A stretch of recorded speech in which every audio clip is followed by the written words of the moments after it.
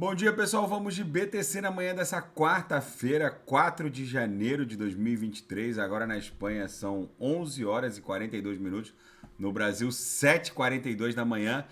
Finalmente a BTC está incursionando para dentro da nuvem. Colocamos aqui o pavio inteiro para dentro da nuvem. Nesse momento a gente está ligeiramente acima da mediana, que está lá em 16.760, agora a BTC a 16.844.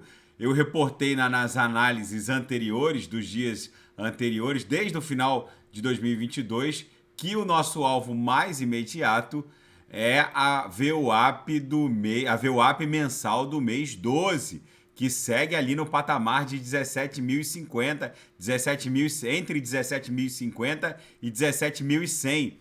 O padrão da BTC é buscar o patamar da VWAP do mês imediatamente anterior, que no nosso caso é o mês 12 de 22, e a partir daí desenhar a personalidade da banda de VWAP mensal do mês 1 de 23 que a gente está desenhando ainda. Mas é preciso primeiro alcançar o patamar da VWAP do mês anterior para aí sim abrir em termos de amplitude. Esse é o padrão. Aqui, ó, entre o mês 10 e o mês 11, ó, abriu, voltou, buscou o patamar do mês 10, aí o mês 11 abriu essa bela banda aqui que segue engolfando a do mês 12 e a do mês 12 segue engolfando a do mês 1 de 23. Essa sequência de engolfos aqui vai pontificar o final desse ímpeto vendedor aqui e dar início a essa pernada impulsiva, exatamente como aconteceu naquele fundo lá de maio de 21, ó. A gente fez uma grande banda em 5 de 21, que engolfou a do mês 6 de 21, e engolfou também a do mês 7 e abriu espaço, o flanco, para a gente buscar a alta de todos os tempos em 69 mil dólares. Essa série de engolfamentos está pontificando o final desse ímpeto vendedor. O DXY, que guarda uma relação movimentacional de inversão com a BTC, o que é o DXY? É um índice que mede a força do dólar norte-americano. É o dólar contra ienes japoneses, francos suíços, libras esterlinas. Normalmente, quando o DXY cai, a BTC sobe. E quando o DXY sobe, a BTC cai. O DXY está enfrentando aqui um suporte representado por esses dois topos.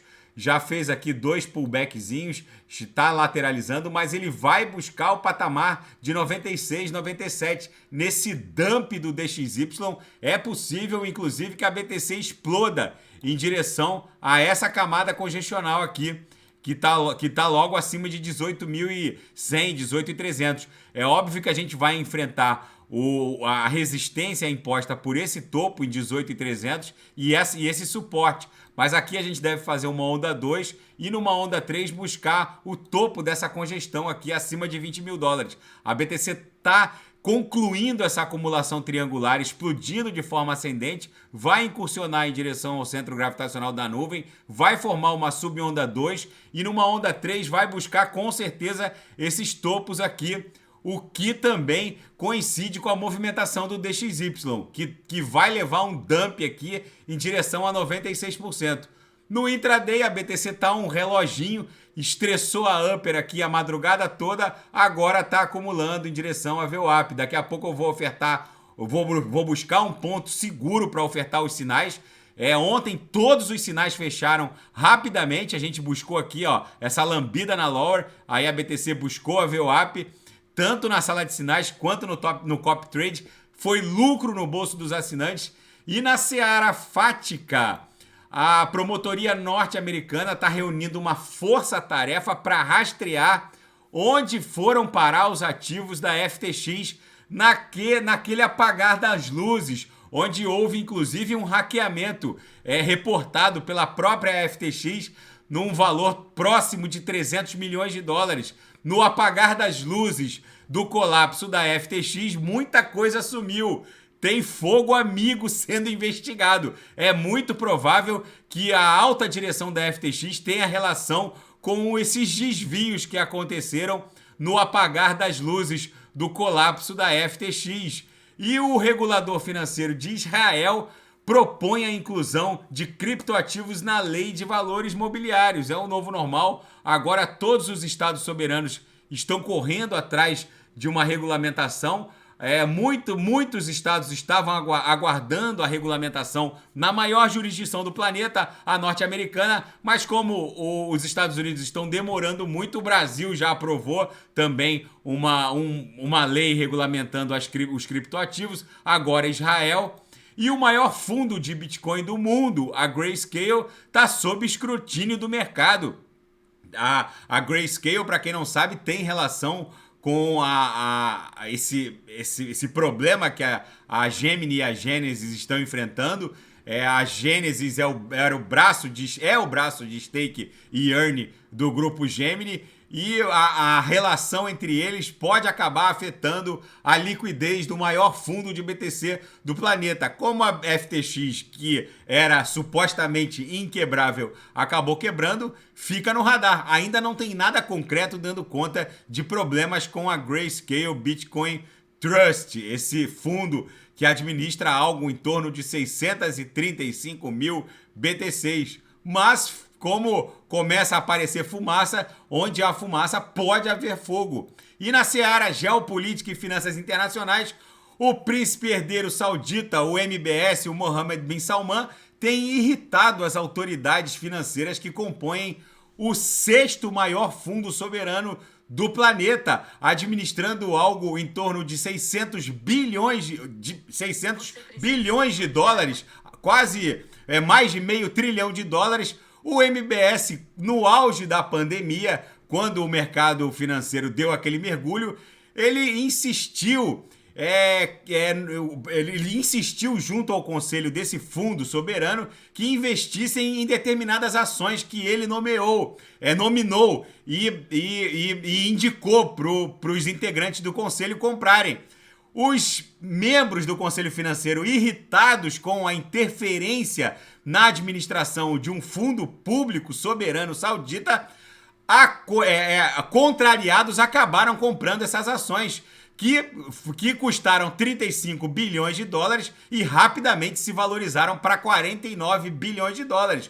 Muitas dessas ações já foram, inclusive, vendidas, gerando um lucro muito expressivo para o fundo. Acontece que o MBS gostou, por assim dizer, de fazer negócios no mercado financeiro. E agora ele quer se meter em decisões técnicas do fundo. E até o rei Salman, o pai do príncipe, acabou sendo instado na história para evitar a interferência do príncipe na administração de um fundo que está se aproximando de 1 trilhão de dólares e é um dos mais importantes fundos soberanos do planeta. O MBS não pode brincar de interferir em decisões técnicas de um fundo tão importante. Enfim, gente, essa é um problema para a Arábia Saudita. E os preços das casas em Manhattan continuam desabando, caíram 5,5% desde 2020.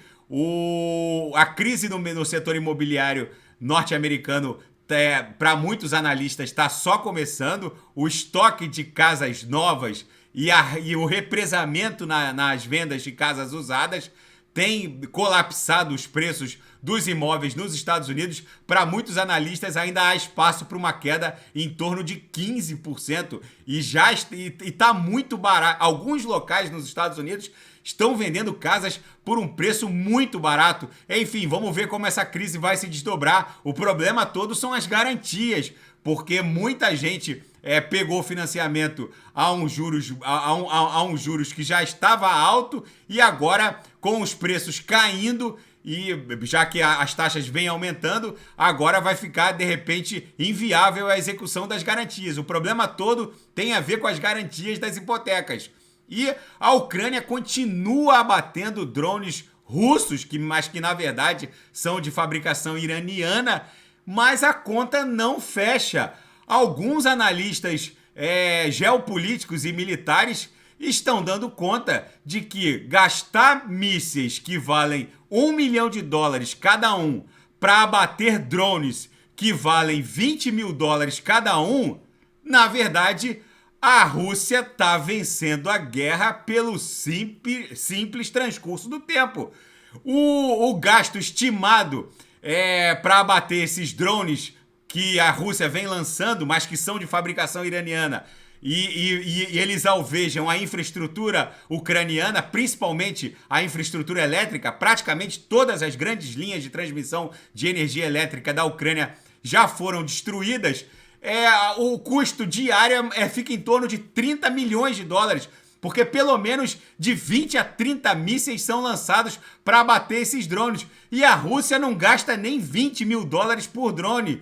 Ou seja, a cada 30 dias, a Rússia está fazendo sangrar das forças ucranianas algo em torno de 300 milhões de dólares. Os americanos e os ucranianos começaram a fazer conta. De repente, o Putin está jogando um grande jogo de xadrez com o Ocidente e talvez ele esteja vencendo. Ele não muita gente acha que o Putin está numa guerra de forma translocada ou não pensada, vamos colocar. Mas isso não tem a ver com a personalidade dele e muito menos com a estratégia que o Kremlin costuma adotar. Os americanos agora estão revendo a maneira mais adequada de se abater esses drones, porque gastar $1 milhão para abater um drone de 20 mil dólares, a conta obviamente não vai fechar. Gente, a BTC segue acumulando, agora a gente está incursionando para dentro da nuvem. Vocês vejam que as 3 linhas do canal de Keltner agora ficaram levemente emborcadas para cima. Na projeção, a nebulosidade esverdeada está dando lugar à nebulosidade avermelhada, estreitou bastante e criou um embrião de uma bela nuvem esverdeada. Isso aqui pode abrir aquela boca de jacaré e abrir espaço para o comando total do ativo pelas forças compradoras. Daqui a pouco eu volto com ADA, XRP, Shiba Inu, Polkadot, Kusama. Kusama já se recuperou daquele dump, agora está a 23,80. A Solana está descontrolada, ontem subiu mais de 10%, hoje continua subindo. Daqui a pouco eu volto para falar de cada uma delas e quem quiser sugerir alguma análise é só colocar nas mensagens abaixo. Grande abraço, até daqui a pouco.